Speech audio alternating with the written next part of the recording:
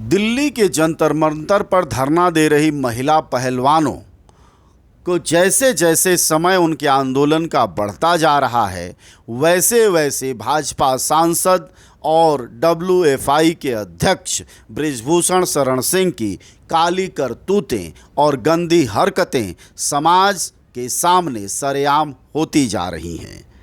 Indian express अखबार में छपी खबर के अनुसार दो महिला पहलवानों ने पुलिस को बताया है कि बृजभूषण शरण सिंह कैसे ट्रेनिंग के दौरान, एक्सरसाइज के दौरान और टूर्नामेंट की तैयारियों के दौरान एकदम लपलपाते सांड की तरह पेश आते थे और किस तरह वह महिला पहलवानों पर हमेशा ही गंदी निगाह रखते थे। गंदी हरकतें और गंदी निगाहों के बारे में बहुत साफ तौर पर महिला पहलवानों ने कहा है। महिला पहलवान जो कि दो वयस्क हैं, उन दोनों ने 161 के तहत अपना बयान दर्ज कराया है मजिस्ट्रेट के सामने और उन्होंने कहा है कि बृजभूषण शरण सिंह जैसा व्यक्ति लगातार उन पर निगाह रखता था, ताका झांकी करता था और इतना ही नहीं, उनकी जर्सियां उठाकर स्तन और पेट पकड़ लेता था। यह बात उन्होंने किसी पत्रकार से नहीं बल्कि पुलिस के बयान में कहा है। पुलिस को अपने दिए बयान में दो महिला पहलवानों ने कहा है कि वह बहुत ही गंदे तरीके से छूता था और इतने गंदे तरीके से छूता था और इतनी आत्मग्लानि होती थी अंदर से कि हमें खाना खाने तक का मन नहीं करता था। जबकि आप सब समझ सकते हैं कि पहलवानी के काम में भोजन और वह भी अच्छा खाना, मन से खाना कितना ज़्यादा ज़रूरी होता है। लेकिन पहलवान लड़कियों पर अगर लगातार इस तरह की स्थितियां होंगी कि वह खौफ में रहेंगी तो जाहिर तौर पर न सिर्फ उनके सम्मान पर उस वक्त चोट लगती होगी बल्कि सुरक्षा और सम्मान पर भी गहरी चोट रही, जिसका जिम्मेदार उन्होंने सीधे तौर पर बृजभूषण शरण सिंह को बताया है। उन्होंने यह भी कहा है कि वह यह हरकतें न सिर्फ होटल में करता था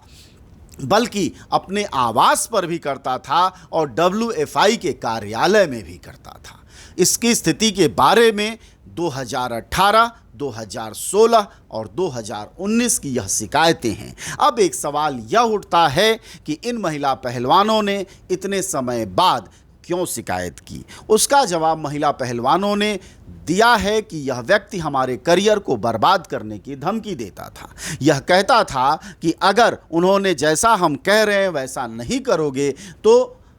करियर बर्बाद हो जाएगा। इसीलिए ये महिला पहलवान, जिनमें नाबालिग लड़कियां भी शामिल हैं, उन्होंने सही समय पर या तुरंत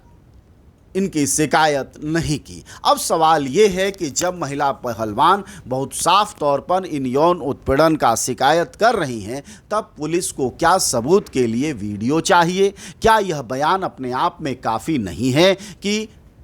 बृजभूषण शरण सिंह को गिरफ्तार किया जाए और गिरफ्तार करके या फिर पुलिस कस्टडी में या फिर न्यायिक हिरासत में लिया जाए और उनसे कड़ाई से पूछताछ की जाए कि आखिर देश का गौरव बनी इन बेटियों के साथ वह गुंडों जैसा और लंपटों जैसा व्यवहार क्यों करते थे और क्यों पूरे देश की नाक और पूरे सरकार की इज्जत का मखौल बना रहे थे। जरा सोचिए कि यह लड़कियां जब जंतर मंतर पर बैठी हैं और कह रही हैं कि हमारे देश के सत्ताधारी पार्टी का सांसद हमारा यौन उत्पीड़न कर रहा था या छेड़छाड़ की कोशिश किया, रेप की कोशिश किया, उनके स्तन और पेट छुए रेस्तरां और ऑफिस में, इससे हमारे देश और दुनिया में हमारी क्या इज्जत बनती होगी। और सबसे बड़ी बात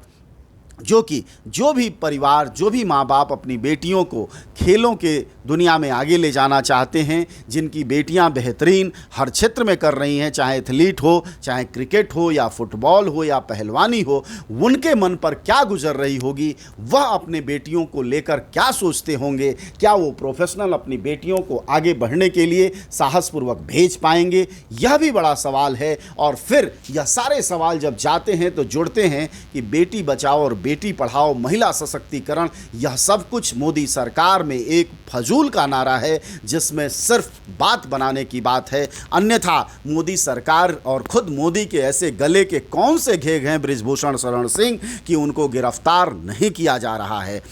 दिल्ली पुलिस भाजपा सरकार के अंतर्गत है, अमित शाह के अंतर्गत है। सवाल ये है कि आखिर कौन सी ऐसी नब्ज पकड़ रखी है बृजभूषण ने जिसको दबा दे रहे हैं और मोदी के मुंह से वह 56 इंच का सीना 6 इंच का सिकुड़ कर हो जा रहा है। यह सवाल बना रहेगा और यह भी सवाल बना रहेगा कि क्या अब क्या चाहिए, क्या वीडियो चाहिए दिल्ली पुलिस को जिसके बाद बृजभूषण शरण सिंह को न्यायिक या पुलिस हिरासत में लेकर पूछताछ की जाएगी।